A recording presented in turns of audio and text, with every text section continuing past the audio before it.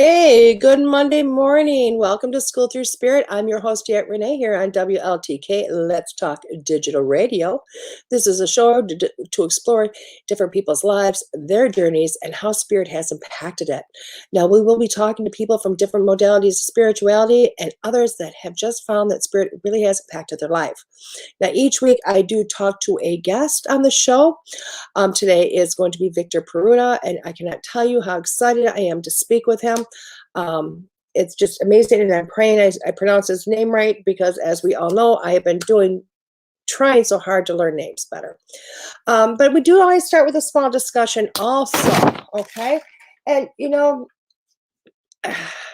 I'll tell you what, the same thing keeps going through my head over and over and over again. And it's really been going through my head for through the weekend, through the last month. I seen my mentor talking about it last night. And I think it's something that it really has warrant to speak about. And that's change. That nasty word change. Oh my God. You think about it. What's that mean? It's really a hard word. It's four small letters, four, five. I can't even count this morning. No wonder why I can't get names, guys, huh? But change, it's a 5-letter word, but it really can be it can be really hard to deal with. It can be really hard to deal with, and I will tell you what, let's go a little bit into my life. As everybody knows, I call this my remote location because this is not my office. Well, it's a temporary office right now because I moved from my regular office into here to wait for the office to be reconstructed, redone.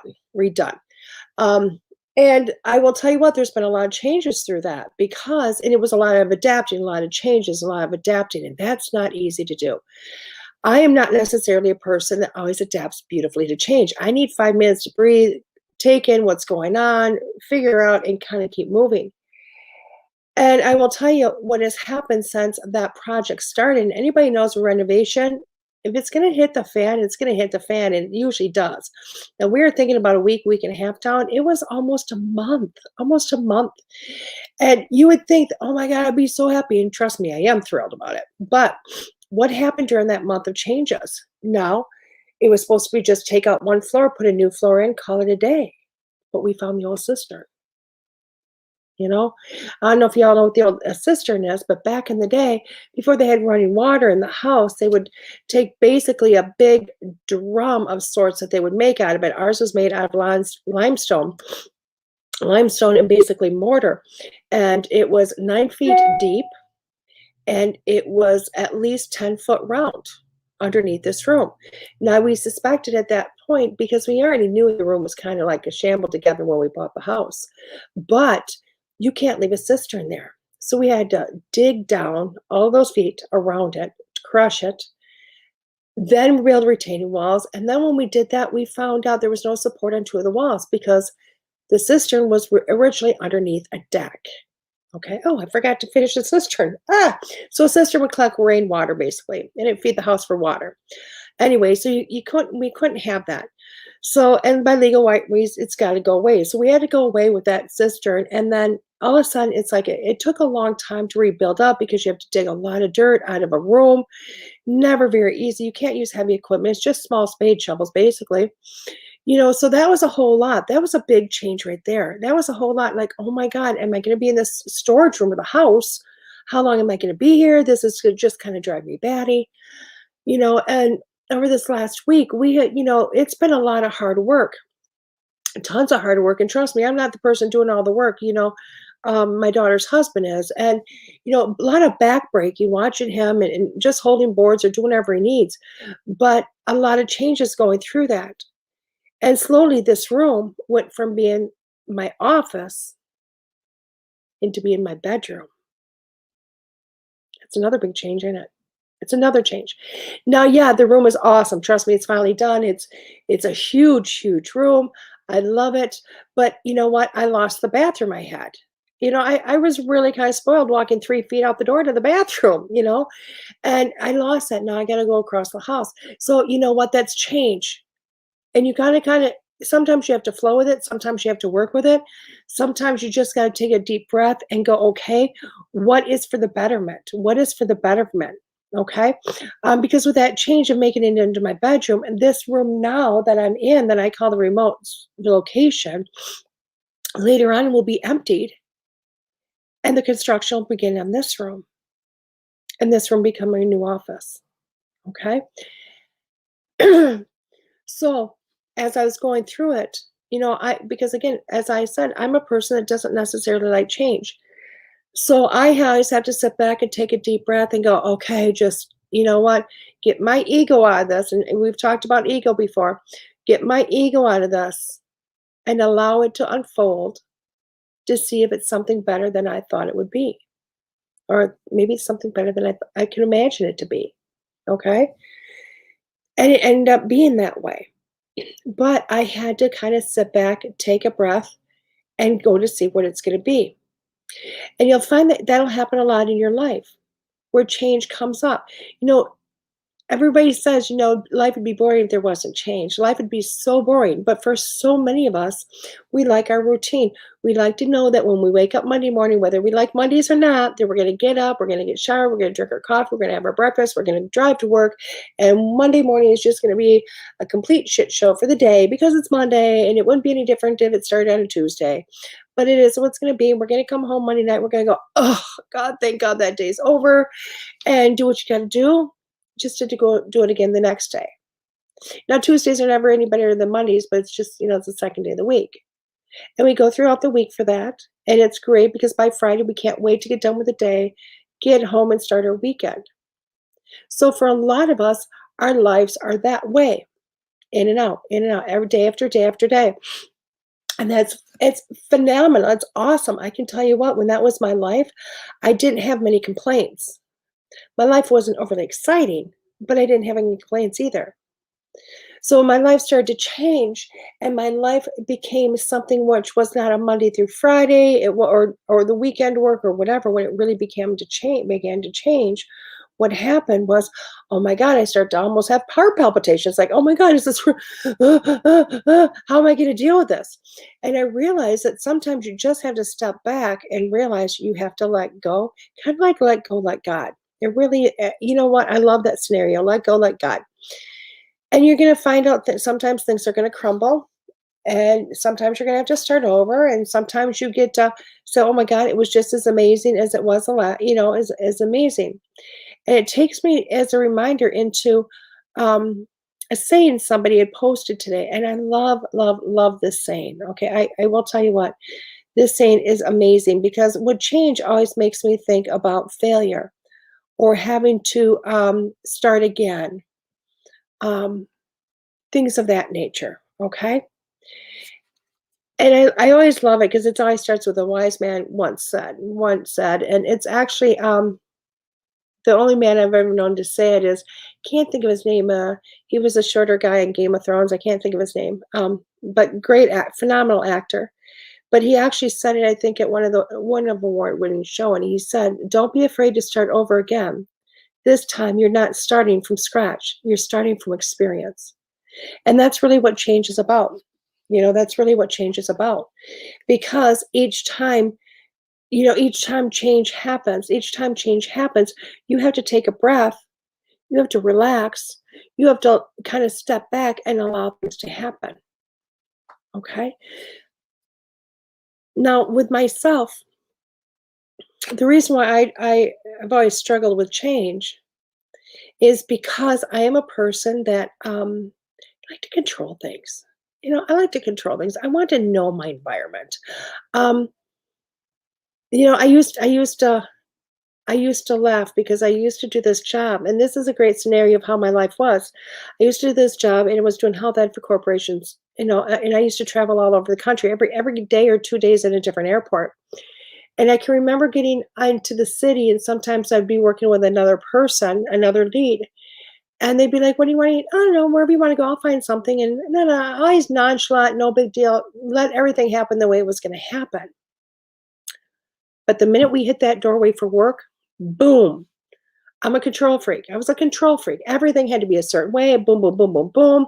I didn't know how to sit back. I didn't know how to relax. It was just, I was just do, do, do. I had to take control because I didn't like change. I didn't like surprises. I didn't want any mishaps. I thought if I controlled it all, that it would always run smoothly. And what I found out is that it was not necessarily always the way. And I found out as I've gotten older and gotten more of that experience and had to restart my life again because I love to travel. And yes, my job now does pertain with traveling. And I had to start my life all over again because I gave up. Like I broke a nail, guys. And that looks awful, but it's a broken nail. I still have all of this up here. It's just down below, just in case everybody's looking at it going, "Ew, that's gross." But what I would do with the change, when my life, pretty much my life as that career ended, it was really an abrupt change for me. It was a huge change for me. And I realized that even though I thought I was really darn good at doing that job, and I was really good in a lot of aspects, that controlling part of me was not good. And even though I I didn't quite realize it at that point. I really didn't. It took me still some more years past that to realize that my whole life with the change, I had a problem with it because of control. I want to control this. I want to control that. I don't want anybody messing with this. I don't want anybody messing with that. And it's just this whole, it's just almost a vicious cycle. So I've had to learn to adapt to taking a deep breath, sitting back, relaxing, and going, you know what? At the end of the day, it may not be what I wanted or what I was expecting or what I was fighting for, but it might be better. It might be better. And sometimes you just have to sit back, relax, and take a breath, take a moment, and allow that to happen. Allow that betterment to happen. See what the journey is going to be about because that's what the journey is.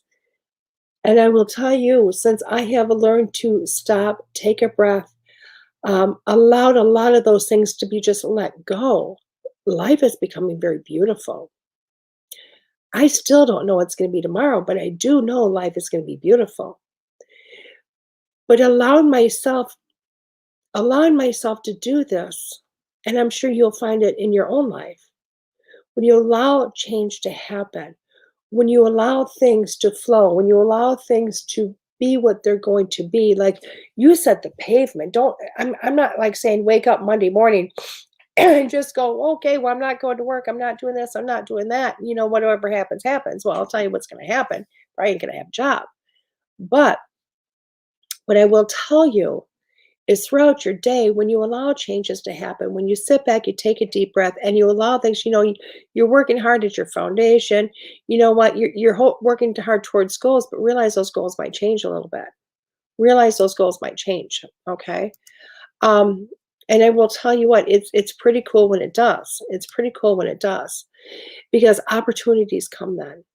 Opportunities. When you allow change to happen and you allow yourself to step back, take a deep breath, relax, allow things to flow, all of a sudden opportunities, yeah, they happen. And it's amazing how it happens. It's amazing how it happens because, you know, I'm just gonna say it. There's I might be doing some, live galleries over not quite as far as the East Coast, but over towards that direction. And it's because I allowed a mentoring session turn into a possibility opportunity to go do some galleries. Not what I was expecting, not what I was necessarily wanting, not what I was necessarily looking forward to, but I allowed the opportunity to stand forth because I was not going to be attached to what the outcome was. Okay? I wasn't going to be attached to what the outcome's going to be. All I could do was say, you know what, for today, I'm going to do what I need to do. I'm going to do the best I can. And whatever happens, happens. And I'm going to allow that change to happen. And what happened was more opportunities for my life, more opportunities for my career. Now, if you think about it, in my life, in my career, whether I was in the nursing field or if I'm in the mediumship field, it doesn't really matter because change is something that happens and it happens all the time. It's crazy how it happens. Okay? It's crazy how it happens. In the mediumship career, I could wake up and I laugh because, people say, "Well, why didn't you give me like a 4-day notice for this and that?" And I'm like, and when I teach and everything else, all of a sudden things will get changed up and they'll say, "Why didn't you give me like a 4-day notice?" Because it doesn't always happen that way in the spirit world. It doesn't always happen that way. I can't tell you how many times I've woke up thinking, "You know what? I got this, this, and this to do for the day, and that's that." But my calendar has got an open space in it. And all of a sudden somebody plugs in to do a reading. It's like, "Oh my God, I got to do a reading now." Didn't know I had to do it because it wasn't scheduled yet. And it's change, it's opportunity, it's going forward, and you have to adapt to that. When I was nursing, it was the same thing. You could get in, and I used to laugh because I used to do, off and on throughout my career, do geriatric nursing. And I always think to myself, "Oh, I get to go in here and just be relaxed because, I'm gonna wake up, I'm gonna go to work, I'm gonna do the med pass, I'm gonna do some treatments, I'm gonna do some charting, I'm gonna do a med pass, then I'm gonna do some charting, I'm gonna leave for the day, and everything's gonna be the same old every day." But I will guarantee you every week, somebody crashed, somebody died, something happened, somebody got sick, always major change, always having to adapt. Or having to go rescue somebody else because their day got messed up and they need work, help with their job, you know? So again, change and opportunities always happens. Now, so how do you get to deal with that? Now, we talked a little bit about dealing with change. If you're a hardcore micromanager, like I used to be, and sometimes I get the tendency to still do it. But if you're a hardcore micromanager, you know what? You sit back and you relax, and that's the best way I can tell you to do it. Is just sit back and relax. Sometimes look back over your life experiences to see what happens. Now, I know for myself, um, how do I explain this? For myself, I learned probably the best way to not be the micromanager, the best way of not being that person that was trying to control it a lot is back when I was on the road a lot doing events. And I used to sit there and go, "Boy, I traveled, 8 hours to this event. I paid $120 for this hotel. I paid $100 for the entrance fee. I'm all in it for, an easy $300 at this point, and I haven't even drove home or ate. Why am I here if nobody's showing up? What is supposed to be happening here?" As long as I kept that attitude, nothing did happen. But the minute I went, "You know what? Yeah, I did all that, but I did that for an experience. I did that for an experience. And whatever is going to happen is going to happen." And I allow that change to happen. I let that change within myself happen. And when I did that, it freed up a lot of my energy. And then all of a sudden, I would get swarmed with people around me. Swarmed. Because I changed myself and my way of looking at it. I changed my own energy to say, "You know what?" Excuse me, my eyeballs are itching. Um, I changed the attitude within me. And that a lot of times is exactly what change is about, isn't it? It's changing your own attitude. Realizing that things do happen for a reason. Everything happens for a reason, you know? Um, it's kind of like when I was talking about Edinburgh last week, going to Edinburgh Manor. I had arranged, I brought a group of people together, mediums, non-mediums, professional investigators, um, everything, different group of people, only 6 of us, but I was bringing us all together. And unfortunately, the professional investigator wasn't able to show up. And at first my heart started popping like, oh my God, what's going to go on? What's going to go on? And I went, "You know what? Whatever's going to happen is going to happen. Everything happens for a reason." And I had to get that thought process. And when I let it go and when we got to the manor, we realized the investigators that I had with, every time they turned on their equipment, spirit would disappear because spirit didn't want to talk to the equipment. They were on show all the time already. They didn't want to talk to the equipment. But they did want to talk to the mediums. They did want to talk to the dowsing rods. They did want to talk through the pendulum. They did want to talk through our senses. They wanted to talk. They wanted to be heard. but they wanted to do it in a way that wasn't through a voice box that was a lot of static. They didn't want the headache of all that, and I can't blame them. I can't blame them. Because every night it's, "Here's another group. Oh my god, here's another one," never getting that break. So, for myself, when I looked at that and, the head investigator wasn't able to come, wow, I think that made a huge difference between what would have been the night if we had somebody with all that equipment there. It'd have been a huge difference, wouldn't it have? Been a huge difference, you know? It was a difference between spirit just saying, "We're going to sleep, we're not gonna come out and talk, we're not gonna be active," versus, oh my gosh, they were all over the place and making noises and rackets and having a great time, you know? Big difference, but again, adapting to that change and allowing it to flow, letting it open up, you know? Another time that, that really showed me that I had to deal with change, and again, it was back towards the beginning of my, events, running around to events, and I'll never forget it because I didn't spend a lot of money for this event, but, because I was stayed at home, blah, blah, and drove to it. But I got there, and throughout the day, nobody showed up. Like, nobody showed up. We couldn't figure out what's going on. The lady forgot to advertise. So nobody showed up, and we had a gymnasium full of people. And I remembered going, this is just gonna be like, should I pack up and leave like everybody else? And I literally heard spirit say, like, "You're here for a reason." And I'm like, "Okay, well, I'm here for a reason, whatever it might be." And we did readings for each other, and we shopped each other's, booths and things of that nature, made a day for it within ourselves. But I'll never forget this lady that was sitting next to me. Her name was Kim. And Kim was actually, she was selling lip stuff, and I can't remember what it was, but lip scents or lip something for like lip gloss, lip stuff that stays there all day. And I thought, wow, why is she here? And I talked to her, and I ended up doing a reading for her, and the reading was amazing. It actually took all day long because she was busier than probably anybody. And at the end of the day, I left, and I was thankful that I didn't get frustrated. I didn't get frustrated because I was angry about the day or anything like that, or that change of not making money and all of that stuff. And I just went with the idea that everything happens for a reason. Okay. And what happened at the end of the day was she looked at me, she goes, "You have a story to tell, don't you?" I went, "Yeah, yeah, but how do you know? I don't talk about this." And it turned out she was doing a documentary for PTSD. And she looked at me, she goes, "I want you to be in it." Okay. Okay, I didn't know. So there you go.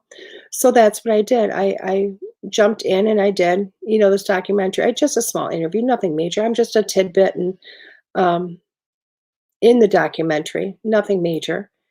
But I will tell you what is huge about this documentary is trying to get I know she's just amazing. She's created so much. She's created a company. But the I was part of this documentary, and it was called Light in the Darkness. It's about PTSD. Now, this documentary literally was in every film festival around the world. Around the world. It won. I'm looking at it right now. 1, 2, 3, 4, 5, 6, 7, 8, 9, 10, 11, 12, 13 different awards. 13 different awards. Think about how many people that get helped by that movie, by this documentary. Think of how many people have watched it, looked at it, understood it, felt it, got from it. And I got to be part of that because I sat back and instead of being like I would have normally been like, and other people got up and left. They're like, "I'm not messing with this for the day." And they got up and left. They had lawns to mow or something. I don't know. But I went, you know what? I'm gonna give up my old MO. I'm getting up and walking out the door with them, and I'm gonna sit here. I'm just gonna sit here. I'm gonna see what happens. I'm gonna deal with this new change and see what happens. And I ended up in a documentary that's been all over the world. It's pretty huge, isn't it? If you think about it, it's really, really huge. Okay. So with change, what I'm trying to say is change sometimes, and I will say not just sometimes, a lot of times is something that is actually for the better. It's not for the worst. I know we don't always see it that way. I know a lot of times we're like, oh my God, heart attack, we don't want to deal with change. But if you take a breath in, you relax, you let it go, and you go, you know what? I'm just going to let things happen and see what comes of it. It'll blow you away how many amazing things can happen because you allow change to happen. And I will tell you what, the easier you get through it, the easier you allow change to happen, the more opportunities you're going to get from it. The more that it's going to come into your life, and you're going to go, wow. You're going to look back over your life, in a year or 2 years or 5 years and go, wow, look how my life has changed. Look at how much better it is. Look at how much more I do because you allowed that to come in. Because you allowed it to come in. Isn't that incredible? I know, because I look over my life. I spent, 5 years as an aide. I spent 15 or 20, 21 years as a nurse. Wow, that's a lot, isn't it? I did a lot of, throughout it, Reiki. I did energy work. I did some readings, um, and eventually, because I allowed just the universe to happen, life was pretty amazing. And now I get to do a radio show. Now I get to travel and do events. Now I get to have students. Now I get to do demonstrations. Now I get to do everything because I allowed change to just happen. Okay? I want you to take a moment this week, throughout your week, and realize that change happens, to enjoy the change, to embrace the change. Take a deep breath and let change just go. Okay? On that note, we're going to take a quick break, and when we get back, we'll have Victor with us. This is DeEtte Renee here on WLTK-DB. Let's Talk Digital Radio.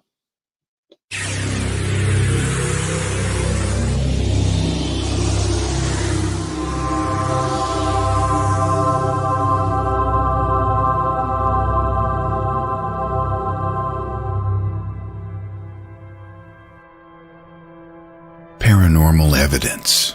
We scour the internet searching for true paranormal captures, information, and education. New methods mixed with old methods of capturing this mysterious phenomenon. Well, look no further for your ghostly voices than ghostly-voices.com. Nicole Tito and Lisa Crick take you on a journey into their paranormal world and provide you with true EVP and ITC audio captures, compelling information on debunking, some hilarious bloopers, and more. Remember, these two are veterans in the field and know how to capture the true evidence you are looking for. Ghostly-voices.com, your paranormal stop for true audio evidence. Ghostly-voices.com.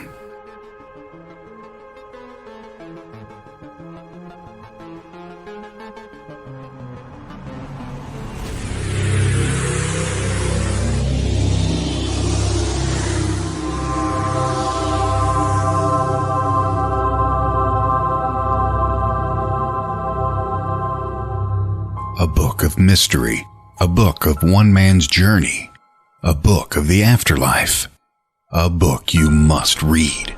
Ghost and Me by 5-time award-winning author Kevin Killen is a book of one man's journey in the search of the afterlife.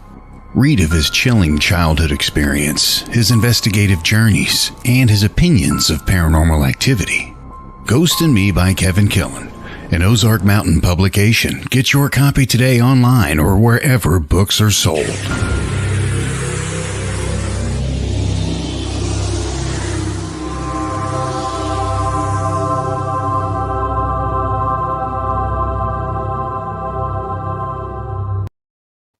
Hey, welcome back to Schooled Thru Spirit. I'm again your host, DeEtte Renee, here in WLTK Digital Radio. I have today as my guest, Victor Paruta, and I am just waiting for him to come in. Awesome. Hi, Victor. Hey, DeEtte. How are you? Wonderful. I am so happy you are here today with me. It's so nice to be with you. Yes. Excellent. I was kind of I actually just seen you and just kind of got tongue-tied. I wanted just to take a minute, like I was trying to explain to you before, and so many of my viewers know, my show is really to help a lot of people to understand who they are, where they're at, because so many people are mediums or healers. And, you know, I don't know if you remember back in the beginning when you felt a little lost, like you're all by yourself and nobody understands you. I remember that very well. Yeah. You know, so if you could take a moment and just tell people, you know, who you are and some of that beginning of yours, because I'm finding people, we heal, or we understand, we kind of feel we're normal then, you know? Yeah, what's normal? But yeah, my goodness, I don't really even know where to start. But I think there are a lot of misconceptions about who people are, you know, what we are. And the process of being born into this world is really a process of taking something very vast and huge and trying to fit it into this little box or this little life that is in a world that has a lot of rules and a lot of that was created by humanity to a great extent over centuries of time, that is set up in a way that's essentially not fair. Some people are fortunate, I guess, to be born into that world and have a sense of, oh, you know, I belong. I'm just like everybody else. I fit right into the social structures and everybody likes me. I fit right in. And then other people are oddballs in some odd way. You know, they might be psychic or overly sensitive or just have kind of almost like a perceptive range that's not quite fully, you know, just what you see and what you hear is the whole reality. You know, there's levels of sensitivity. I remember when I was a kid, I used to dream a lot, and my dreams were extremely vivid. And when I was a teenager, I started having dreams which were precognitive dreams. They would be little snippets of my life. And I'd have this dream, and a week or two later, the dream would manifest in my life. And when that would happen, it would be like a little, just a little film clip of what I was experiencing in real life. It was as if I was watching a video of my dream, right, or vice versa. While I was dreaming, I was somehow reaching forward into time and capturing a little film clip of my actual reality. And that just started happening when I was about 14 or 15 years old. And it got me thinking, I mean, how in the world could I have dreamt something so vividly? And I would even tell people and write the dreams down so I had evidence or witnesses of this. And then the dreams would actually manifest in the real world. It really just got me thinking, how in the world could that be happening? So it taught me that there was some more to life. It kind of was an introduction to there's something else out here. There's another way of perceiving things. There's more to me than my name, my physical identity, and my biography, my physical biography. And, you know, as far as fitting in, you know, I wasn't one of these kids that fit in. I always wanted to be an artist or a writer. You know, I was a very creative kid. And it wasn't really until I found metaphysics that I found something that really rang true to me. I mean, church never quite rang true to me. I would sit there and think, you know, I'm trying to get something out of this, but I'm not. It's leaving me completely empty. I get you there. And then in school, it's kind of like, you know, I did well in school. I loved learning. I was always a good student. I always have a curiosity and thirst for knowledge, but do we really learn in school things that are really important to us as people? I mean, and that really teach us how to live a life that's meaningful, or has a deeper level of meaning. So you're as a kid, I was kind of searching for something that made me feel like the world or my life made sense to me. And ever since I was a little kid, I would be that kid going to the store with mom, and I don't know if you remember these, DeEtte, but they used to sell these tiny little books for like $0.25 about astrology, palmistry, numerology, astrology, and all that stuff. And I was gravitating to these little booklets in the checkout line at the grocery store, and throw them on the line, and mom would buy them for me, and I was just fascinated by palmistry and handwriting analysis and all these things, and I studied those books, and then when I was in college, somebody gave me a deck of cards. They weren't tarot cards. They were another divination system called Schuster cards. And I don't know whether you've ever heard of them. I have not, but now I'm going to go looking. I don't, they're probably hard to find. I don't think they really caught on the way tarot cards did. But I started using those cards and just experimenting with them, and started doing readings for people. And the readings, they'd come back and say everything you said came true. Wow. Another reading, and you start tapping into it. And I think that my evolution as a psychic or a psychic medium basically is a process of having peak spiritual experiences that opened doors of perception within me that were always there, but were never quite stimulated or opened. I had a contact with a friend after he died. He spoke through me, and that opened kind of a door. And I took psychic development classes and Reiki, as you were just talking about. But during one of my psychic development classes, it was a class on chakras. And I started looking at people's energy fields, and I started seeing psychic information. So, I started seeing things, and to me, it would be like those books with the seeing eye books, I think they were called, where you'd have these random patterns. Yes. And the more you stare at them, you'd see the dinosaur or the palm tree, or the letters or whatever. And it's kind of like that is how my clairvoyance kind of kicked in. Okay, that completely makes sense. So see, they weren't just to see what your ick blot was.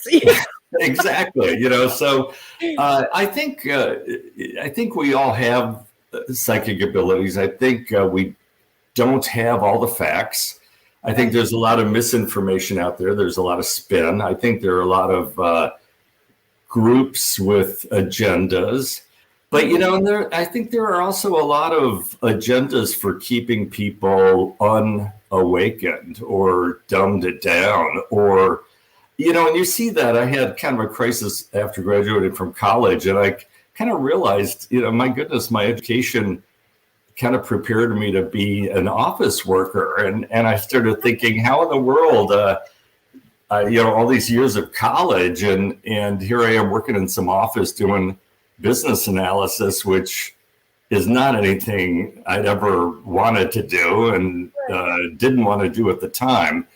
But, the way the culture, the society is built, and you don't know this as a kid, but it's really all about money. People give money to these institutions, buy off politicians, fund organizations, educational systems, and this is what we've ended up with. And I think the educational system that most kids experience in public school is inadequate. It doesn't teach character. It doesn't really teach you how to treat people. A lot of people don't get that at home. Right. But anyway, it was when I started opening up to metaphysics and the concepts that I learned while studying all my little divination systems like astrology and numerology, Right. when things started making sense. And when I was in that first office job, or even before that, I would kind of do little readings for people, but I don't think I really knew or thought of that as readings. It would just be things that I would put together, but they'd be overall pretty accurate. And I think being psychic and intuitive, I think a big part of that actually is to be observant. I think if you're really observant, and most people are not, they just kind of, they go through. Yeah, we're not taught to use our senses. Exactly. We're not taught it. Right. But, if you're situationally aware, if you're just observing what's really going on and noticing that and kind of dialing that up a bit, people who are just simply observant in their watch, they observe. Yeah. They kind of step back and watch. Yeah. They'll see things that they normally would not see. You can watch energy, when two people are talking and you can't hear them, but you can see them on the far end of the room. You can watch the auras light up, and you could kind of watch how the energy shifts and moves. And so a lot of the intuitive and psychic ability come that way. There are a lot of readers that I think are out there doing readings, and they probably should not be doing readings because they really have no talent. And I teach, right? Just because of it. That's why I got into teaching. It's because that's why I got into teaching, is because I did a lot of events, and I'd go, and I went. I know exactly what you're saying. I'm like, I need to learn how to teach. I need to learn how to help those, help those to be ethical. Integrity. I don't know what to use. I don't know what word to put on that, without just saying not being fake. Well, I'm not talking about being fake, even though, of course, what you're saying is absolutely true. And some of the things that ethics in this field, as it is in all fields, is absolutely critical. Yes. And, when I started as a reader, I really had that ethical thing down, because when I heard other psychics tell me about, talk about their clients, talk about the readings they did, it just made me cringe. I mean, it's a field in which people are coming to us because they really need help, and they're sharing secrets about their lives. And so confidentiality is critical. And, from the very beginning of when I started doing readings for people, I knew that was critically important. And so confidentiality is something that in our field, it's essential. It's absolutely essential. I think it's more so than any, because I know when I teach, there's a few readings I'll talk about it, but I've always asked the person I've read for, and I said, I'm not going to use your name. Do you mind if I use this scenario for and they're like, yeah. They don't want, of course, no, you don't put the name with it ever. It's HIPAA. You don't want people to know your medical information. Why would you let them know your life? Exactly. And so there are certain things like that. And then also, you learn things along the way, just as you do readings that, for one thing, it's really easy for some psychics to hear what other psychics have predicted or said, and then just kind of go with that instead of actually taking a look at the situation themselves. And that's another thing that I think is really unethical. You're really doing a disservice to your client. It's when I read and somebody asks me a question, I look and see. I look at the situation and tell them what I see. Right. I never make things up. And you've probably heard this when you've heard some readings. There's a type of BS kind of dialogue that some psychics use, where you just kind of, it sounds kind of fluffy, and it sounds kind of like maybe pardon me? I use the word fluff. They use yes, fluff. I just use that same word. And And it sounds like they're saying something, but after you get up and you think about what they said, nothing sticks. I mean, when you're getting a reading and the reader is connecting to your energy and reading you, you know it. Oh, yeah. I mean, you're not sitting there wondering, well, maybe, it's like sometimes you're saying things that they're not going to be able to validate until a couple of years later, especially if you're talking about prediction, and they might think you're full of it until that moment comes, but then they'll remember and they'll get back to me sometimes, or, I'll hear later on that the things that I told them did indeed come true. And I think there's a lot of humility that's really needed in the psychic field. I don't think that being a psychic, I don't think it's about necessarily you. I mean, it's not about, me. It's not about Victor, It's about the client. So I think I put myself kind of in the back seat. I become the observer and the reader of the energy, and I'm there for that person completely. And it's not about my ego. I think you have to be very humble in this line of work, because I think these gifts and abilities are gifts, or and they could go. I mean, I'd imagine there might be times in which some people lose their abilities. I've heard of that. I know of some people that have, but you don't make things up. You take a look. You read the person, you give them the best guidance you've got. And there's also another aspect. You got to learn how to, talk to people. You need to learn how to have compassion and love and gentleness. Once in a while, Spirit comes through very firmly, like Spirit just wants to shake them and say, what the hell are you doing? Right. But you've got to love that person. And it's a no judgment zone. You've got to hear their story, even if parts of their story are really hard to hear. And a lot of people have done things where they regret what they've done, where they've destroyed their relationships with their kids, for example, or, and sometimes you're almost acting in that role of, it's like a confessional or something. Right. Yeah. So I allow myself to, play all those various roles for my clients, but, they don't have anyone else to talk to. I mean, there are people out there that really are afraid that if they bring up topics about life after death or a paranormal or mystical experience that they had, that people would think that they were crazy and maybe laugh at them. And,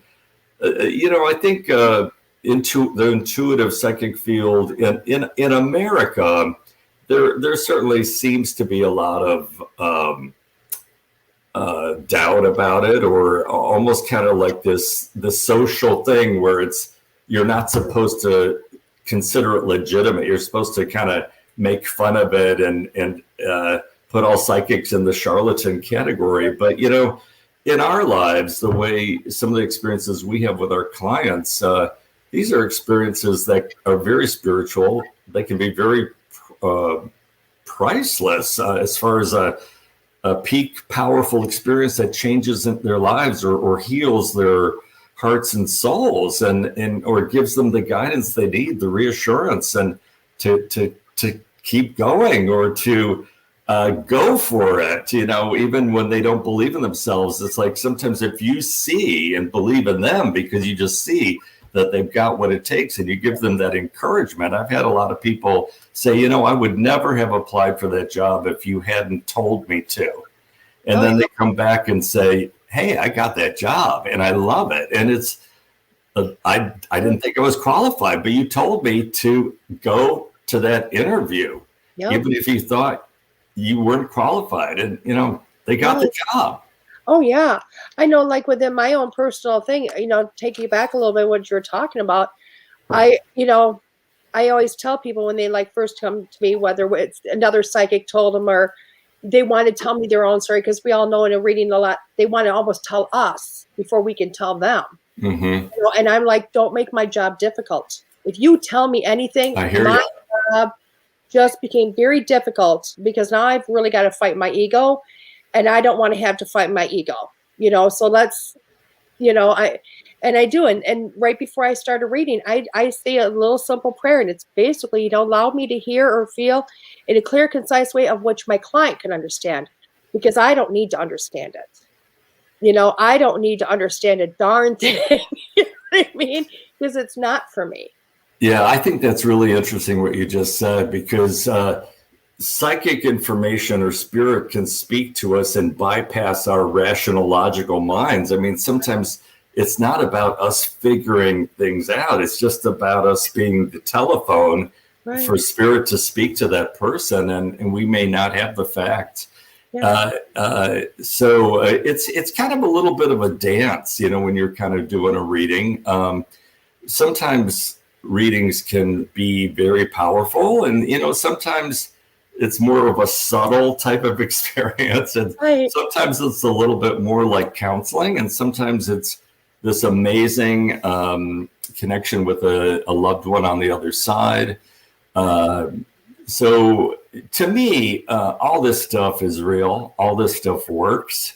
You know, I've had astrological forecasts done for me where on the very day that this astrological aspect hits, and I look back on, you know, the astrological reading and compare it to what happened that day, it's uncanny how it works. It all works. We're really plugged in. You know, so how does it work? You know, divination, you know, doing a tarot card reading or whatever system you use, that's a great way to develop your psychic abilities.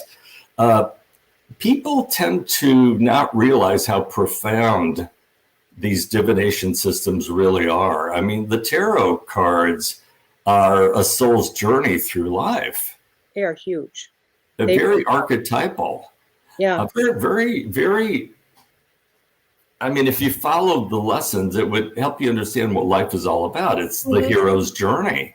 Right. That's coming into your own. It's becoming a man. It's becoming a woman. It's moving into your power. It's becoming yourself. Right. And then astrology, when you study it in depth, it provides a system for understanding ourselves, not only on an individual level, but the way we relate to other people, and also on a planetary social level, and even beyond that. You know, so it's really just as deep and profound as studying psychology, you know, in college. It's really a very profound thing, but it's a little bit more profound than I think psychology. And by the way, psychology, in my opinion, is something that readers really need to know something about.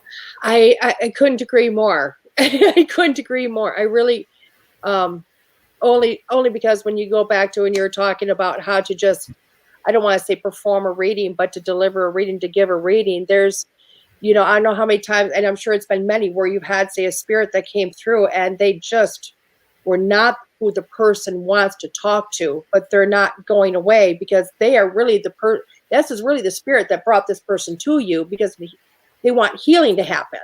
So you have to learn, using psychology, learning all that to kind of bring that through in a beautiful way so that healing can happen on both sides. And if you don't know psychology, you know, if you don't know how am I going to deliver this to the person in front of me and know their energy and know how to deliver that, where are you going to sit with that other than maybe a victim that's still being a victim and hateful, you know? Yeah, and then they may not be ready for that healing or that message. You know, I've had times, and I'm sure you have too, where the clients come to you and they've wanted to communicate with their parent. And then when the parent comes in, the client is triggered because there's so many wounds that have been unresolved and there's a lot of resentments. Yeah. And, you know, but the fact that the parent came through from spirit, that's love right there. They didn't have to show up. Yep. They showed up for that person, but then that person would get so angry and upset. I don't know if you've had this experience where it almost seems like the television screen goes fuzzy. I have. And then the connection with spirit breaks off. Yes. Because they're so upset that it's kind of like the signal got lost. Yeah. Yeah. And it's funny because I use this one reading and I asked her, and I did it years ago, and I'll never forget it because you know what? The reader that she had wasn't able to connect, came and got me and said, will you please, it was at an event, will you please come in? And I'm like, yeah, no problem. I came, sat down, It was an, person she did not want to talk. It was a family member she did not want to talk to. She had nothing but anger issues towards this person. The spirit knew because this person was there, like, we are going to go battle to battle, just like we did here, And I had an appointment, and then I finally looked at him. I said, we're not getting anywhere. And I looked at him and said, so what would you like me to do? What would you like me to say? And he literally tells me to do something. I'm like, okay. I looked at her. I said, do you mind if I touch you? And she said, okay. And I literally just bent over, gave her a kiss right here, and went, I love you. And I walked away because that's what the spirit told me to do. Instantly bawled. Instantly just everything melted right now, because no matter what there was going on in life, that's what she never got from that spirit. And that's all that she was ever seeking from that guy. She didn't care about money. She really didn't. I mean, that was just the farce or the shield, So it was that moment of love that she was just like, that would have been him. That's all she wanted. And that's what he gave her. So that's priceless right there. Yeah, it really is. I mean, that client was changed from that experience. And it's, and changed in a way in that minute where she had that experience. Years of therapy could not have provided her with that moment, that catharsis, that healing, that release. Yeah. So what we do, and I've really worked to, I've been a psychic, professional psychic for 30 years. Right. And I've always worked to legitimize the profession, to demystify it, and kind of explain it in a way where people can understand it from where you take kind of the fear out of it. Here's what I tell every client. I say, we're going to do a reading today, but that doesn't mean I've got like special powers. Really, like you and I right now, DeEtte, we're talking, we're looking at each other, but our auras are intermingling. I mean, there's a lot of information being exchanged right now that we're not even aware of. Exactly. On a conscious level. But when I close my eyes and look and see what's there, I'll the information will be there. Exactly. Because we're connected. And I'm not sure where you are geographically. I'm in Florida, but where I'm sure we're just warm. So we're on the other side of you're way north and I'm way south. Nope. Spirit, it doesn't matter the distance that there is between us. The energy, the read can take place just as accurately as if you were sitting right here across the table from me. I do a lot of readings for people around the world. I've been fortunate enough to develop an international clientele lately due to having a couple of episodes on Amazon Prime on the Gaia channel on Beyond Belief with George Norrie. Yeah. And I'm on season 2, episodes 11 and 13. So a lot of people just... I love the number 13. So I'm always happy. We were just doing my floor, and they're like, "We got to add an extra board in the floor because we're ending at 13." I said, "Don't change that. I want 13." I love all those scary numbers. Yeah. So when you communicate with people around the world, you realize we're all the same. We all have the same issues. The differences are we're living in different societies that are structured differently. Yeah. And the governments are structured a little bit differently. But we're essentially all the same. I'll never understand xenophobia, or, where people just fear people because of the color of their skin or the country that they're from or the culture that they were raised in, or that they're in a different religion. I mean, come on, people. I mean, this is just the way it's evolved. It doesn't mean you're better than they are.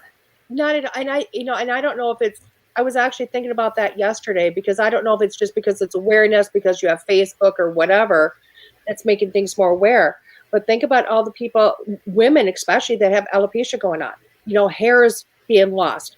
Or you have people, of different colors that are losing their pigment, and they're half and half or whatever. I think it's not just awareness, but I look at it going, wow, this is really a wake-up call to realize that we really are all the same. The rest of it's just a mask. It really is, Yeah, I couldn't. You're right on. This is a mask. Yeah, it doesn't mean that in the day everybody's gonna be white. It just means this is a mask. That's because I'll tell you what, I love a good tan. You know what I mean? So it's just a mask. That's all this is. Yeah, you shouldn't judge a book by its cover, and yet we can't help but do that, because that's kind of deep in here too. And who knows why it's there. I mean, essentially, our lives are somewhat of a mystery. I mean, we don't really understand everything about who we are and why we are the way that we are.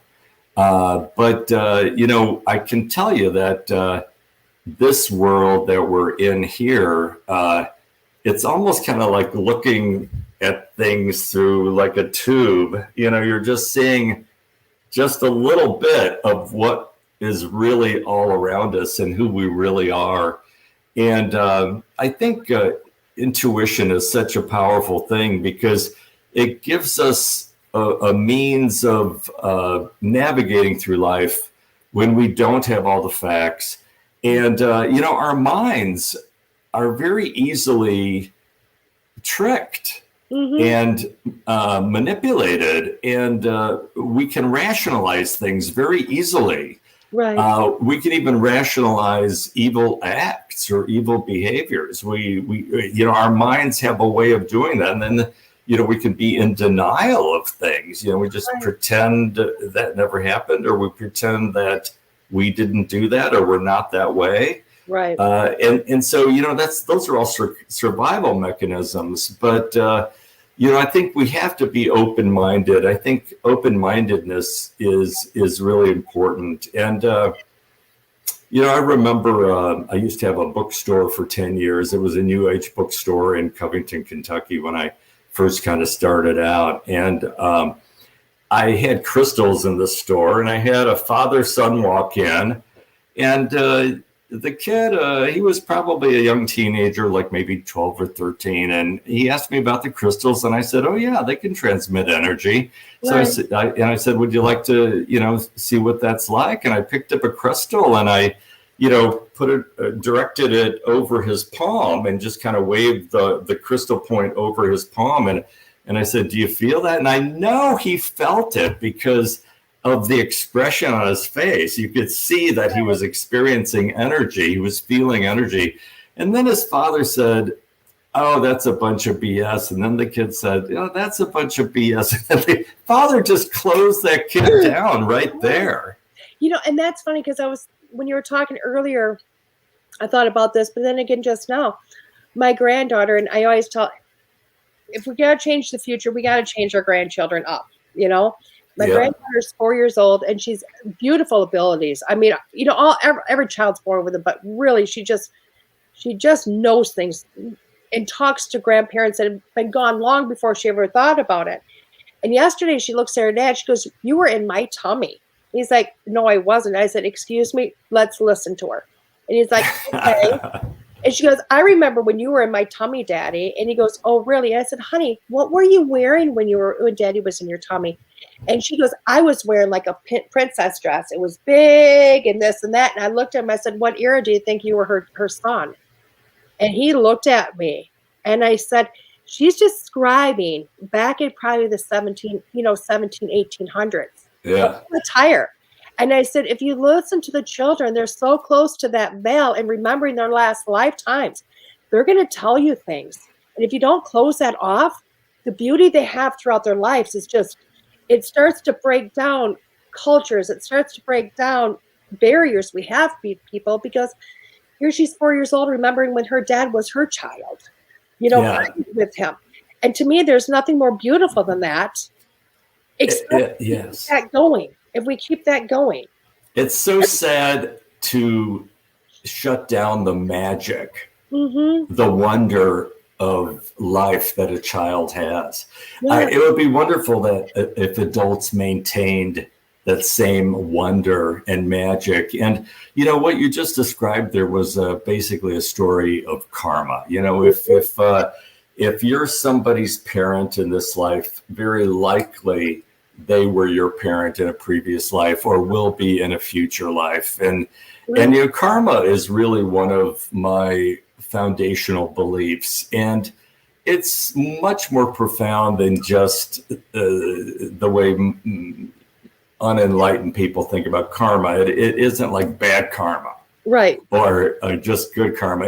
Karma is everything. It's very subtle. It's very powerful. It's a universal law that we all live by, whether we know it or not. And so it's really important for us to be aware that what we put out comes back to us in the manner that we put it out.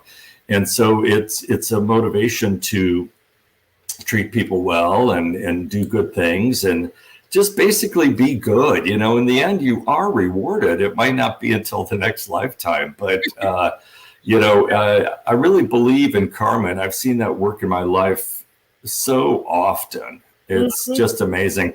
I had a friend who had a son, and when her son was, I think it was 3 years old, he went and sat at his grandfather's bedside and said to the grandfather, "Do you remember when we were in the war?" And they were soldiers together in an earlier part of the grandfather's life. Yeah. And that person was killed and reborn as his grandson. Yeah. And the boy remembered that. And it's so magical and wonderful. And once I was doing a past life reading for a couple of guys, they're partners in life, long-term partners. And I saw them as soldiers in Pearl Harbor, and they were killed during the attack on Pearl Harbor. And the next day I was driving along and I looked at the license plate of the car in front of me, and it said Pearl Harbor Survivor. And I looked at the gentleman driving the car, and he was an old man. Right. And then I thought, isn't reincarnation wonderful? Because the guys I just read for were young, they were beautiful, they were healthy. And here, this man, they had reincarnated, obviously, from Pearl Harbor. And this man was still alive and still kind of carrying all the memories and all those experiences of obviously what would have been the most significant event in his life, Pearl Harbor.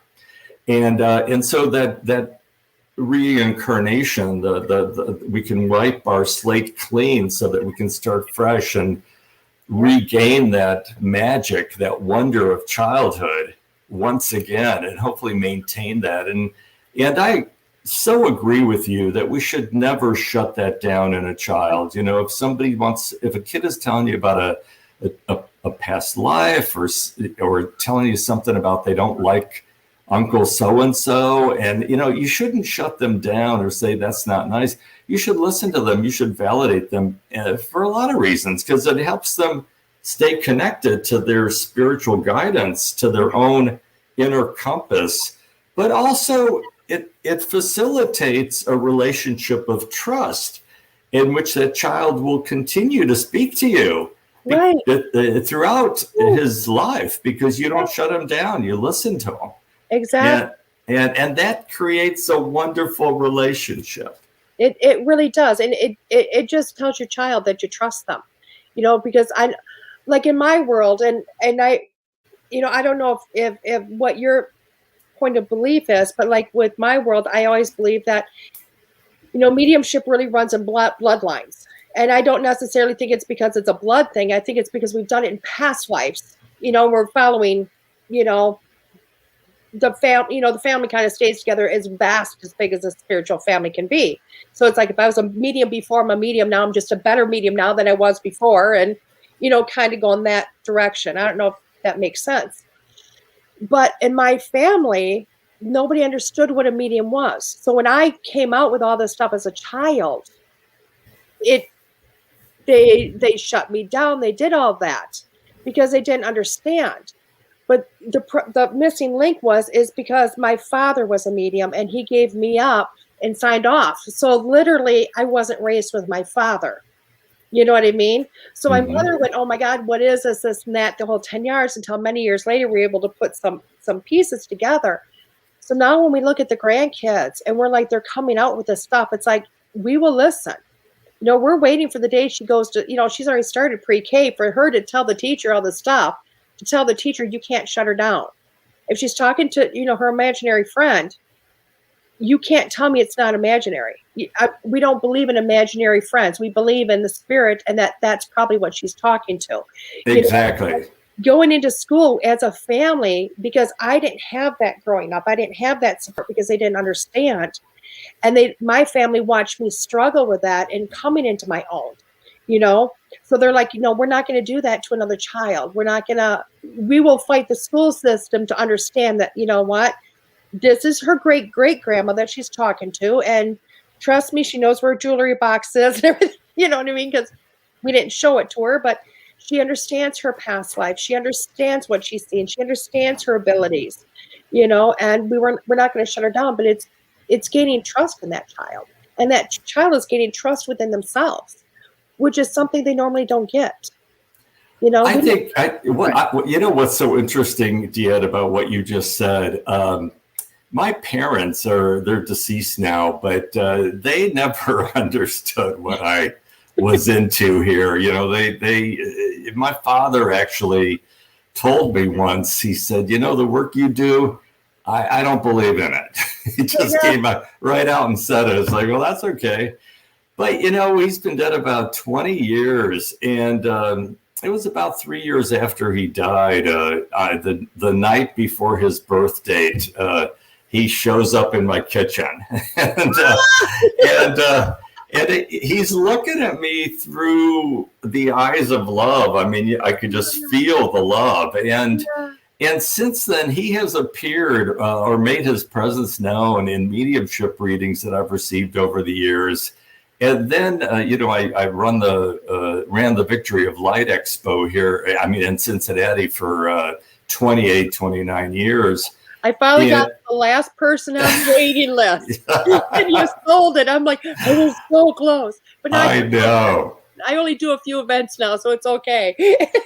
So Dad came through spontaneously, like during a reading for my sisters that would, come and help me out with the fair and get readings and things. And my sisters had such profound experiences connecting with our Father during a medium session at the Victory of Light Expo. And the mediumship session was so delightful and so fun and so funny. And he came through like in living color with his personality, exactly how it was, in ways that were unmistakable to us because we grew up with him. And the medium never met my father, our father. And during one of the sessions, my sister asked my father, it's kind of like, you didn't believe in this stuff when you were alive, but you're coming through now during a mediumship session. And he says, well, I really didn't know you could do this. I didn't know this was a possibility while I was alive. Yeah. But now that he's deceased and it's happening, he's enjoying every second of it. And my relationship with my father has become really very, very close, since he started showing up from spirit so often. It's just been wonderful. Isn't that magical? It is magical. Because my sister, when she was here, God bless her heart, was probably the most religious women you'd ever meet outside probably more so than a nunhood would be. Because you could tell her passage and she could tell you the page number. I mean, she knew it. And mediumship is not something she believed in unless she was talking to me, and then it was okay because then I was just a prophet in her mind. You know, there we go. Hey, I've run into that before. You got to be a prophet. I'm the prophet. It's okay. But I'll never forget, and I will never forget. It was literally almost a little over 3 weeks to the date of her death. I just gotten back because she died in Texas, and I got back from Wisconsin. And I just had to go hang out with some friends that were mediums. And back then, I wasn't doing readings. You know what I mean? I was just terrified in my own shadow and blah, blah, blah. And this was only like 9-10 years ago. And I'll never forget, I was getting ready to leave. And I heard this guy go, I'm checking out. And I'm like, what's checking out mean? I knew he was a medium, but I'd never gotten a reading from him. And all of a sudden, here's my sister. Now, they were my friends, but they didn't know her name. They just knew my sister died. That was it. The name came correct. Everything about her personality. And I start crying. And she's like, why are you crying? You know, because he's, you know, saying word for word verbatim. And I'm like, because now you know everything about me. You know about my tarot cards. You know about, I'm crying because I know that she knows everything. And it was so funny because I got a lecture from the grave. And it was a lecture, word for word, what she would have said to me in life. And when she was done with the lecture, she looks at the medium and goes, oh my God, when did God make you?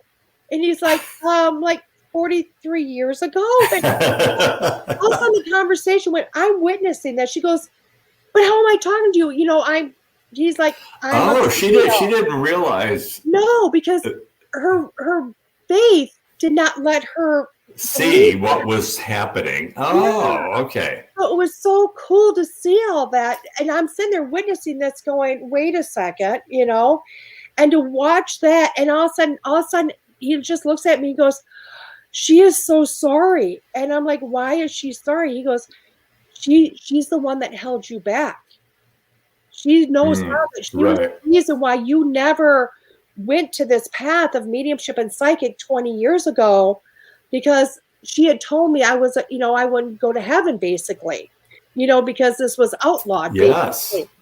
So on the other side now, she's become my biggest cheerleader for anything, but literally to watch that healing from the other side go, wow, here you go, you know. Isn't that wonderful? And that's exactly what I experienced with my father. And there was a healing in our relationship. And I'm sure there was a healing for you in that relationship with your sister in that moment. And, you know, when those tears come, when you're getting a reading or given a reading, you know, that's just your soul responding from a deep place. It's genuine. It's real. It's almost like that authenticity that a child has. They just cry when they're sad. They you know, you can just, it's a genuine feeling from the soul, and people need that. I mean, it's just very cathartic. It's very healing. So anyway, I love the work I do. I'm continuing to do readings, even though I sold the Victory of Light Expo. You know, like you heard me before, I was talking about change, and I know I was like babbling because change is, I think, babbling, but change happens, you know. You were not babbling. It's true. Change is happening. And you know what I've noticed? This is kind of an interesting thing. You know, DeEtte, this is our first conversation. And yeah, it is. I just want to say how much I'm enjoying interacting with you and talking with you. And I am glad we have the same mutual friend. You don't even know. Yes. When she said she reached out, I'm like, and he said yes. Because when you sold Victory Light, I'm like, I'm never going to get to meet him. I'm never going to, you know. And here we are, and I just find your energy very comfortable to be in, and with, and we're having this conversation. But you know, there is kind of like a kindred thing between people in our fields. There is. If you're doing it in the right way. Unfortunately, there can be some competitiveness. But you know, one thing I noticed, and I don't know if you think about these things. We as a collective humanity as a collective, you know, I feel like in these last few years, we have made collective choices regarding our evolution, regarding the way we've decided to go. I think we had a fork in the road for example, the last election, Yep. the way we're dealing with COVID, these critical things, and the way people are deciding to, they're making choices, which is leading human evolution in a certain direction. And I have felt that, during these last few years. It's like we're manifesting this. We are. I can't agree with you more. And I'm gonna go there because I go there with my students and I tell them, and I'm gonna go back to not this last election, but the last election before, and whether people liked it or not, I said you can be a Trump supporter, you can be a non-Trump supporter. That really is irrelevant. That part is irrelevant. But when you have a nation screaming out, I want change, and praying for change, and you have a world praying the United States has change and has healing, because we have not been exactly healthy for some decades. You are going to get change. We manifested change, whether you support it, whether you not support it, that really is irrelevant, but we manifested that.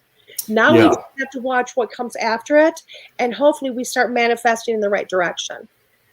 Absolutely. And I think history is going to really be the test. I mean, we'll look back on this time 5, 10, 20, 50 years from now. And that's when it will become clear what actually happened, what this time period was really all about.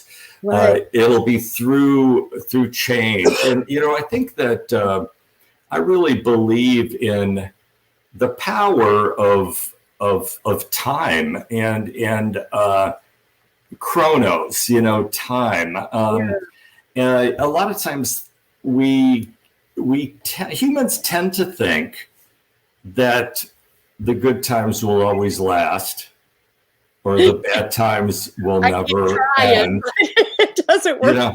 It's kind of something we do. Yeah. But we've got to hang in there, because, there have been times in my life where I've suffered. I think we really learn through suffering. I think suffering in a way is how we learn, or how certain lessons really become a part of the fabric of our beings. They're just they become part of our cells almost, so that we don't forget the lessons.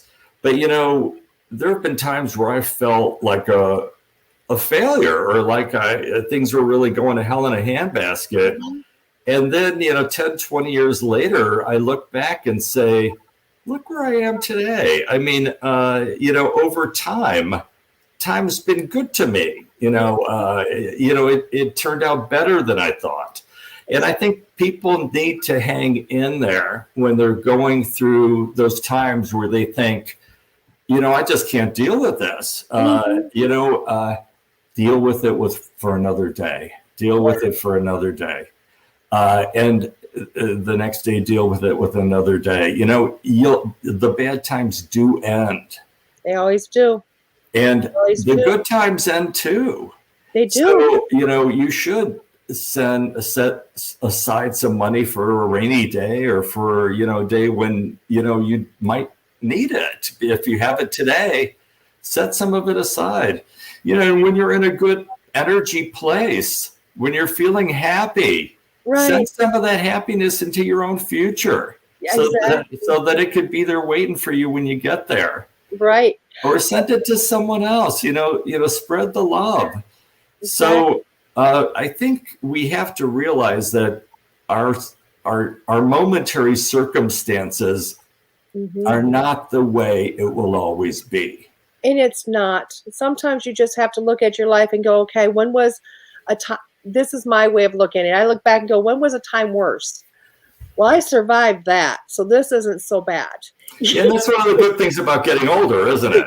It is. 50 was amazing. I'll tell you what, wisdom just came in. You realize you've survived that. You can survive this. The only thing I went, wait a second, I still have like 30 or so years, maybe 40 left to go. But now that I have wisdom, I can go back and, into the future a little bit brighter than my past was. you know? Exactly. Yeah.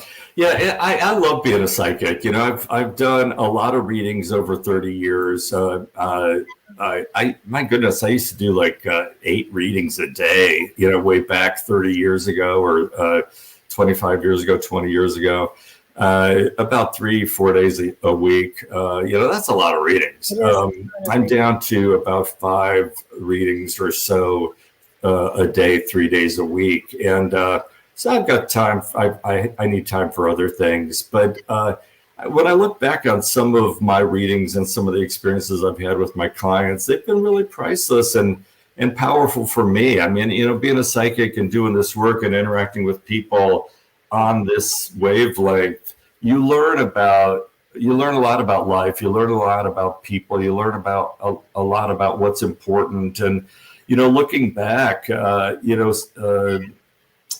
sometimes, you know, I tend not to be an emotional person. I mean, I really am emotional, but, you know, I tend to be more analytic, and I can put my emotions, you know, on the back burner. And I remember one reading where there were these 2 sisters who came, and their father had died, and their mother had died many years before their father died. And I tuned into the father, and then when the father came through, you know, he showed me how hard it was after his wife died. And that feeling that came over me of how hard it was for him, I just started crying. And that doesn't happen to me very often during a reading. And the 3 of touches, though. Pardon me? It's special when that touches you that way. Yes, it is, because you feel what that person went through. Mm-hmm. And how lost he was without her. And the 3 of us, his 2 daughters and I, just sat there and cried. Yeah. You know, we cried for about 3 or 4 or 5 minutes. And you know, that's never happened to me before, but it was so healing and so cathartic. And it expressed his experience through emotion. And they thanked me. They emailed me the next day, and they said it really was really hard for my father after our mother died. And it was just so nice to, you know, sit there and just kind of have that emotional, cathartic experience, that expression. And one of their husbands was sitting there in the chair, and, you know, he witnessed it all. And it was just one of those moments that really were so intimate and so private and so magical that I got to share with them and help facilitate for them. And those are the experiences that I look back on and say, wow, that was really special. Yeah. You know, you're connecting with these 2 strangers on such a deep level. Yeah. Within minutes of meeting them. Yeah. You know, so powerful things can happen. And I don't know if you've ever had any experiences with celestial beings during readings, like Mary, or a couple of times, but and once will never leave me. It happened not that, like, probably 6 weeks ago, where literally I was in the middle of a reading, and I don't know why they did it in the middle of a reading, but you know that feeling where they have just grabbed your soul and they're bringing it straight to heaven? And you're going, oh no, oh no, oh no. I literally said, oh no, oh no, oh no, because that's all I could say. Like, where are we going now? You know? And I still to this day don't think that was for my client that I was doing the reading for. I think they caught me off guard and said, let's go. You know what I mean? All I could think was, put me back eventually. You got a glimpse into the reality of the divine. Yeah. Of heaven. It was. And, you know, when we have those connections with higher beings, high level beings, they're transformative. You're never the same. No, you're, and it's not, but I'll tell you what, that experience, because I've had it on different levels, but not to that level. You know what I mean? Where you get that little bit, and it's almost like these little teasers or whatever, you know, until you finally like, oh, but, I went and did a paranormal investigation at a well-known place in Iowa a week and a half ago. First one I ever did, you know, and I thought, I'm getting all these students that are paranormal. I better figure out what this is about. So I'm not just, you know, like just blowing smoke up somebody's wind. I need to figure out what this is about. So I went and did this. It was just an amazing experience. But I think the most amazing about it was I was talking to a lady that obviously was still there. She made the choice to stay, but she made it because she was Alzheimer's. And she'd gone so far back into her childhood within her lifetime, she was stuck as a child, in an old lady's body. And here I am talking to her as a spirit that is pretty much still earthbound. And here comes her husband who has crossed over to let me know he's been trying to get her to go home, but he doesn't know how to get her to go home. And I'm like, do you know your husband? No. I said his name. She goes, I know who that is. And she wouldn't understand it was her husband. So I went, okay, hold on. And literally I saw Jesus and I'm like, got you. I get it. I said, honey, do you go to church? And she's like, I said, do you remember Sunday school and that song, Jesus Loves Me? Yes, I know. We started singing it. And people are watching me with dowsing rods, doing this, right? And I said, Jesus wants you to come home with him. And literally off she goes. Like she couldn't believe she was married, but she could believe still in Jesus. You know what I mean? Oh, how beautiful. Take her and go. And the husband's just right now I got tingles all over me. And the husband looks at me like, I've been trying for years. And he was still bringing her flowers even from the grave, Isn't that beautiful? And it was, but it was because literally Jesus walked through the wall to say, hey, I'm here. Help me take her home. Help me. Yeah. You facilitated her transition where she was able to go to heaven, and that's a beautiful thing. And this happened when a week ago. This was a little over a week ago. Yeah, that's really powerful. I've been doing paranormal investigating for years, and I've learned so much doing it. And I think as a working psychic, eventually you will find yourself having to deal with a paranormal situation. Somebody calls you where the house is haunted, or they're having weird experiences there, or seeing people, or whatever. And, I've learned so much investigating those places and clearing things. But, just because we're psychic mediums, to be able to help people move on, from the earth realm and go to heaven. Right. That's part of our job. And so I find myself having to do that quite frequently. Yeah. In just going through my day, sometimes I'll, go to a bar or a restaurant with friends, and I come home and I realize something isn't right, and I don't quite feel like myself. So I'll close my eyes and I realize that a spirit followed me home. And all they really want is they need help crossing over. And I'm going to go do one later today because she's literally stuck. I can't, she won't let me connect from my house, which to me is like, why? But she literally just died a few weeks ago and she's stuck at her accident site and she won't leave the area. But people are contacting me like, that don't necessarily believe in our work, going every time I go through there. One has actually gotten a lot of verbal on her. Will you please just go there and help her? I'm like, I have no problem. I'm gonna go. I will talk to her. We'll get her to go home. We'll do what we can. But that's so interesting. I have a good friend, a married couple, and the husband's brother was jogging along a railroad track a few years back, and he had a headset on. He was listening to some book on tape, and he did not hear the train, and the train hit him, and he died instantaneously. And my friend came and his wife came for a reading because they wanted to just check in on him. And when I tuned into the dead brother, he was completely earthbound, completely lost, terrified. I could not reach him. He did not know who I was. He didn't know what I was, but whatever he thought I was, he tried to hide from me. Right. And there was no way that the work could be accomplished. And I said, he needs some time. He's He's earthbound and he's lost and he doesn't know what's going on and he's really just too afraid to be helped. Yeah. And then I said, come back in a few months and we'll check in with him again. And when they came back the next time, we saw that he got it. The light bulb came on.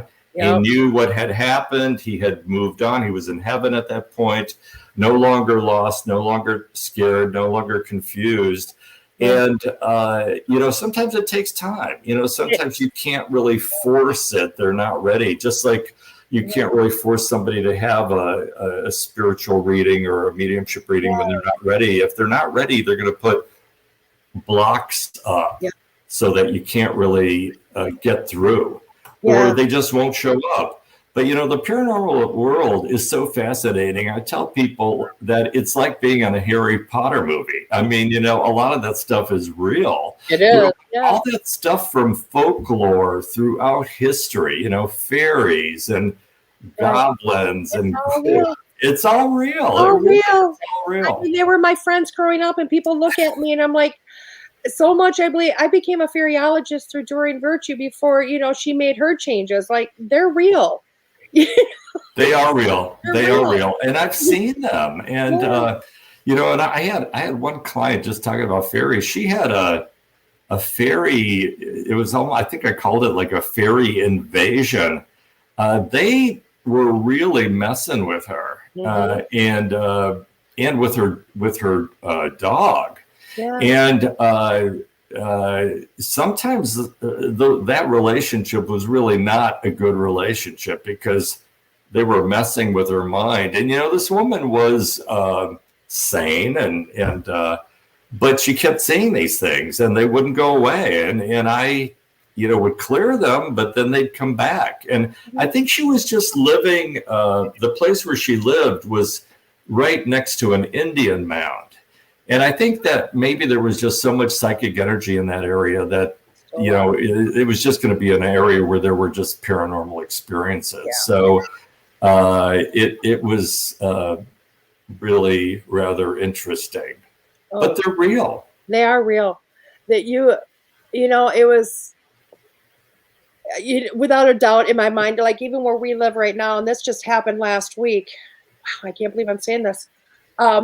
We have 2.5 acres, but half of it's just got woods, and literally I went out to get some. We were like, taking wood out to the wood pile and this and that. And I was talking to the fairies and like, I know we've reused what we can reuse. We're doing our best, trying to recycle and not, doing this whole thing. And I could feel almost like a very tall fairy, almost like an elven type, in the woods staring at me.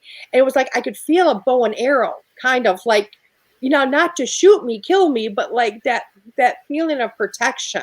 And I just kept explaining, like, what, if you come and look, just come and look. They could come in and see all the boards we reused, all the limestone. Like, we did this as a, to save more of the earth. I'm not a big, like, I recycle, I do all that, but I'm not out hugging every active tree. You know what I mean? But with this, we were doing everything we could. And with all that they've seen go on with this house, I could understand why they had this protective, like, what are you doing? I'm like, but this is my room. I've got control over it. So I could feel that and I could sense it. And when I walked away, I was like, I could feel the bow go down, like, okay, thank you. You know what I mean? And I welcome them in whenever they want. Like, come and look at it. Come see what's been happening. Come feel the energy. Yeah. They wanted, what's so wonderful about your story is that you were able to interact with this guardian. He was guardian of the forest. Yeah. And it's really respectful to what you did. You explained what you were doing. You may have asked permission. You may have just kind of had a little, before you cut down a tree, I think you need to let it know and ask for permission. Or there are guardians of certain areas, all different kinds of guardians, and it's important to be aware of the spirit of the land and have a respectful connection with them, so that they don't get upset or that you don't hurt them. So, I think that I can relate to that story very well. It was actually one of my very first paranormal, it was my very first paranormal investigation with a paranormal group that I was in for quite a long time. And there was a old Indian chief that used to be his realm that he protected and guarded over. He was still there. Yeah. He was still there watching over that land. Yeah. And he kind of facilitated the investigation. It was so interesting. I mean, this work is so interesting, and it's work that only people like us can really do. But I think maybe you're like this too. Sometimes you don't know what you are capable of doing until you actually just try it. Oh yeah, that's why I went on my first paranormal investigation, because I was training people that were already in the paranormal. They had these abilities, but they were, falling over, tripping over themselves. So I'm starting to train these people in this. And then I found out when they were on location, they would, some of them would call me, and I was doing readings of the house or the spirits from where I was. So I was doing all these readings. You were helping them. Yeah. But I always kept going, you're not going to find me in a place like that, because I'll talk to them, but I don't want to jump it out going boo. No. You know what I mean? I believe in the dead. I believe in it all, but I don't want to be hit. I don't want to be heard boo. I don't want to be jumped out at, So when we went on the investigation, we had mediums with us, but everybody really wanted to do more investigative, like with the ghost boxes and all that. And I went, I can't do that. I have to do this as a medium. That's just my role. Feel free to do whatever you want. I think it's amazing. Trust me, I love it. But I have to do this from my point of view and my wavelength. And I think I rocked it when I did it that way, because that's me. I think the equipment's great. But I'm going to be the clairvoyant or the psychic medium who's doing the investigation clairvoyantly. Yeah. And by doing those investigations, I realized that I had the gift of being able to see how the building had changed, or how the area had changed, or where things used to be, or things that had occurred there on that property. And you put together kind of like the real story, because, a lot of these famous haunted places have folklore that's evolved over time, where you tell somebody and they tell somebody else, and the story just changes over time. It becomes usually more dramatic, more of a good ghost story, but it's got little tidbits of truth in the story, but you can kind of actually get to the real story and see what's been going on. And I learned so much by doing paranormal investigations and doing clearings and how that's really worked. I remember investigating Waverly Hills Sanitarium. It was a TB hospital in Louisville, Kentucky, and I realized that at that time when TB was really bad, they brought a lot of Nazi doctors to America. Like I guess after the war, maybe to try to help cure these poor people, and they would just experiment on these poor patients, and you'd see that. And then, later on, I would kind of read in the history books that, that's true. They did bring Nazi doctors in to, try to cure diseases and things like that. You learn a lot about history. It's so interesting. And, this world is inhabited, the paranormal world is inhabited by all kinds of beings, as we mentioned. They're all real. I remember the first time I had an experience with with an apparition. I don't know if you've seen one before. I've seen one, my grandfather, actually. Okay, cool. So, an apparition is where you see someone and they look just like a living person. I mean, I was at the Southgate house. It used to be called the Thompson House, and it's where the inventor of the Tommy gun used to live, and it's in Newport, Kentucky. And I was doing an investigation there, and it was really an amazing place to investigate. But I was sitting in a bar upstairs, just sitting there, and I looked over at the bar. There was nobody really there, but the bartender was standing there looking at me. And it was, I said, God, this guy's looking right into my eyes. Yeah. And he looked just as clear as a real person. Yeah. And he was looking at me because that was his job. It was like, would you like a drink? Can I get you something? And it was so interesting. And then I saw that there were ghost customers sitting at the bar that he was serving. And in that home, I saw another apparition. There was a very wealthy older lady dressed in like this amazing dress covered with pearls. She was there. And I was able to see her. Sometimes you see things with your eyes, but sometimes you see them with your mind. Yeah. And sometimes it kind of goes back and forth where you kind of see them with your eyes and your mind. Right. Then they diagnose us as bipolar. Well, a lot of times the spirits that inhabit haunted places, they do not like investigators. They think, why are all these people coming into my house? Yeah. Who are these people? Why won't they leave us alone? That's what we found out whenever the equipment came out, they went away. And when the equipment went away, they came out. So we went, let's do it this way. So they said we could use dowsing rods, pendulums, and our abilities. And that's what we did. And we got nothing but amazing activity all night long. I think it's so important to be respectful of spirits and things like that, because a lot of times paranormal investigators that aren't that enlightened, they try to provoke the spirits, or they're just mean. You would never treat a living person that way. Why would you treat a dead person that way?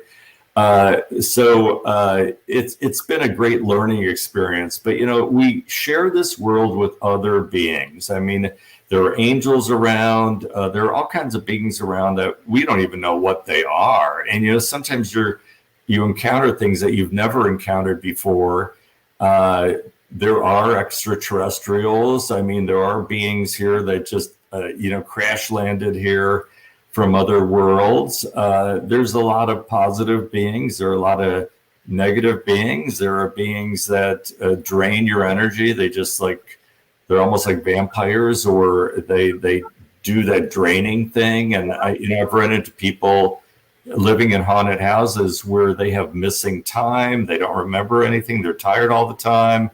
Yeah. They've got bad luck. And when you investigate, you see that the house is really filled with these draining entities. And, sometimes you can get rid of them and sometimes you can't. If you can't, you have to advise the people to relocate. And then, other people like living in that same, like next door or in the same building, if it's an apartment, you can tell that they've experienced paranormal things, but they don't want anyone to know because they're embarrassed. Right. They're afraid of admitting it. Right. But you can tell that it's affected their lives in a negative way, especially if it's a negative haunting situation. So it really is a fascinating world. And I think part of being a psychic medium is to live in a world that's a little more enchanted, I think, or a little bit more magical than... I'm really happy when I'm in that world. It's fascinating. It really is so interesting to do this sort of work. It really is. And once in a while, you're blessed with these experiences that are just life-changing. Mm-hmm. And I always tell people, just try it. See if you can do it. I didn't know I could do readings over the radio. I didn't know I could do readings over the phone. I didn't know I could do a Zoom reading, until you tried it, but it works. I love it. I love that. Oh, Victor, it's been fabulous having you. I kept you longer than I was supposed to, and I just enjoyed every moment of it.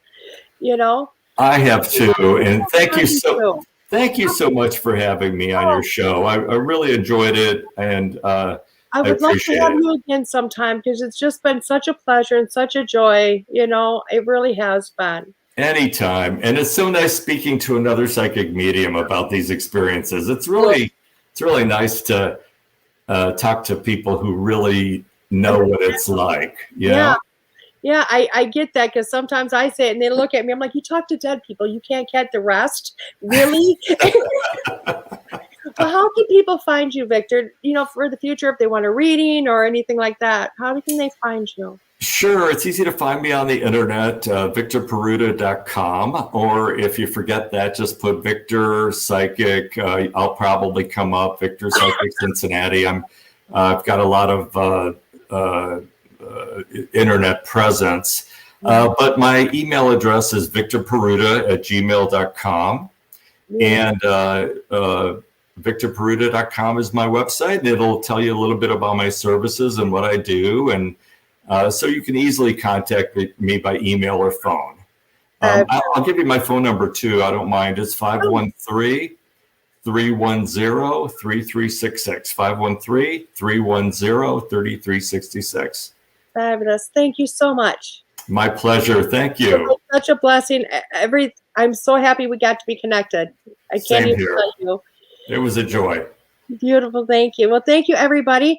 I'll be back in a few minutes with your weekly reading. It's going to be a quick one.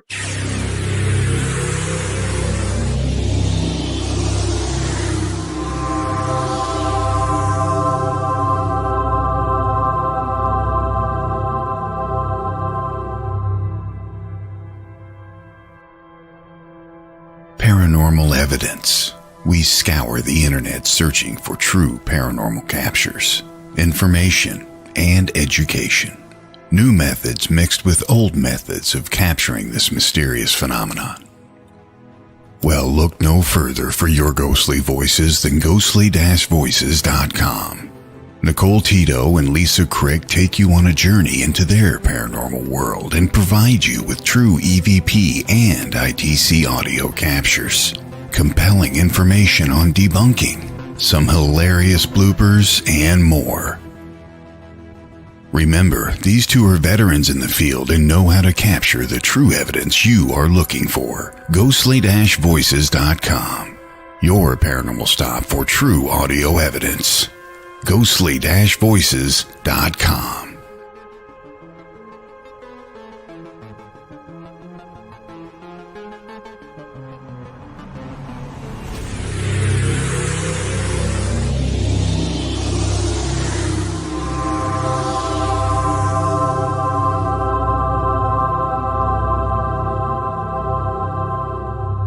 A book of mystery, a book of one man's journey, a book of the afterlife, a book you must read. Ghost and Me by 5-time award-winning author Kevin Killen is a book of one man's journey in the search of the afterlife. Read of his chilling childhood experience, his investigative journeys, and his opinions of paranormal activity. Ghost and Me by Kevin Killen, an Ozark Mountain publication. Get your copy today online or wherever books are sold.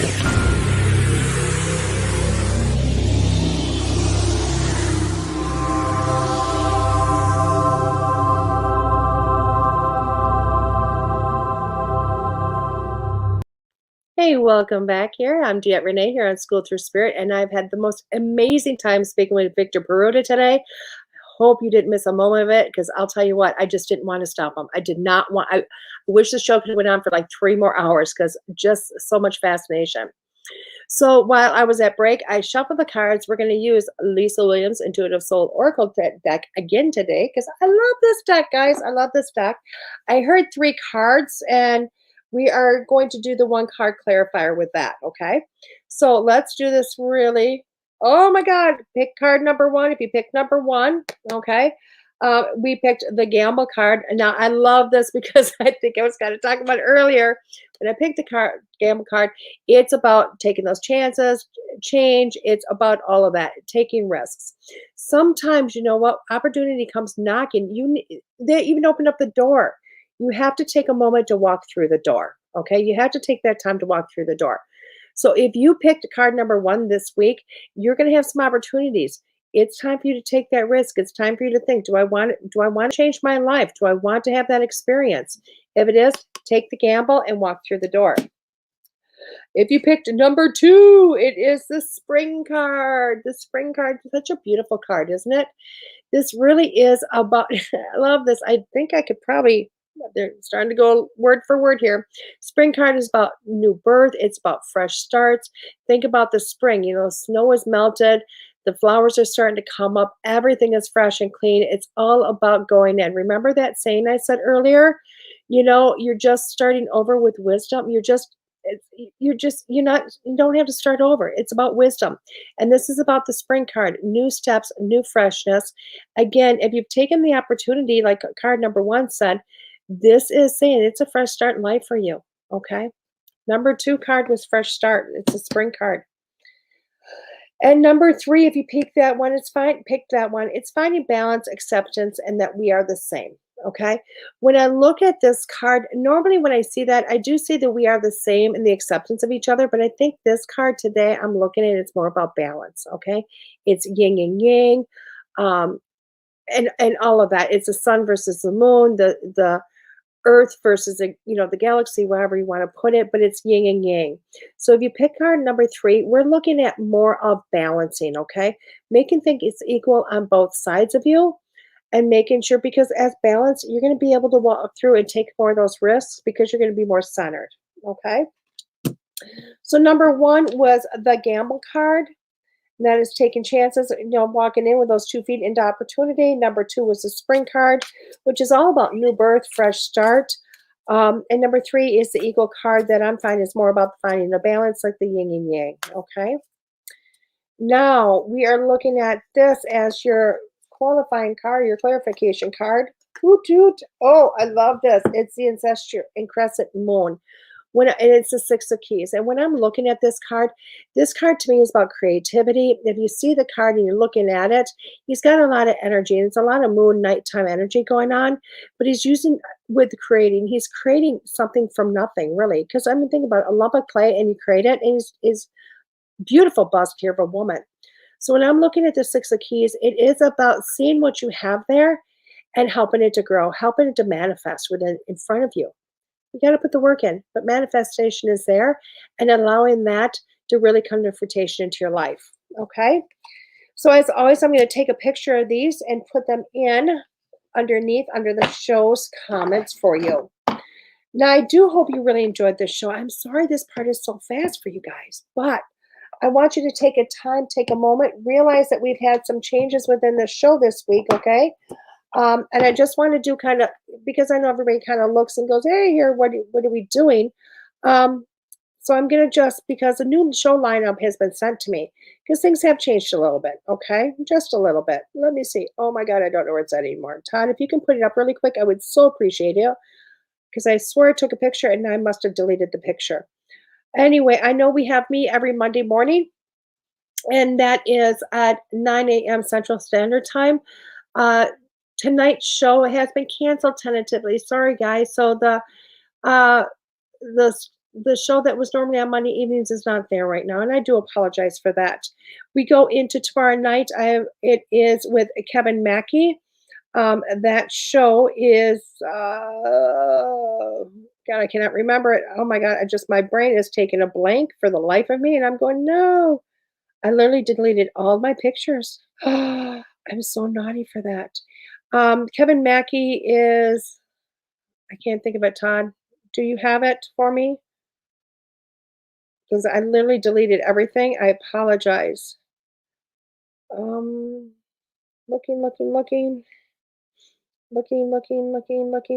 Anyway, Kevin Mackey is on tomorrow night. We also have got Haunted Voices, or thank you, Kevin Mackey's New Bridge Radio, 7 Central. After that, you have Haunted Voices with Todd Bates. He is on at 8 Central. And then beyond that is Pete Orea, and he is on after that And that's with Paranormal Pete. Now, Wednesday evening, we normally have Miss Ann Nicole Ford. That show is revamping itself, and they're kind of just taking a hiatus for a little bit. They will be back, Missy Hart and Nicole Ford, with a good shit show. They're just taking a hiatus right now to rebrand themselves. On to that Thursday night, we have got Nicole Strickland, and that is, oh my God, my brain is just not there. Nicole Strickland is on Thursday nights. And then on to Friday night is Secrets Within Renee Rodriguez. I do apologize. I will get it all back on my phone again. If not, we'll have to work on my memory skills. So thank you for tuning into my show, enjoying it as much as I do. I hope you did. And as always, embrace change, guys. Embrace change. See you next week with Todd Bates, the producer. Woot, woot, woot. I'm bringing him in next Monday. This has been DeEtte Renee with Schooled Thru Spirit on WLTK-DB.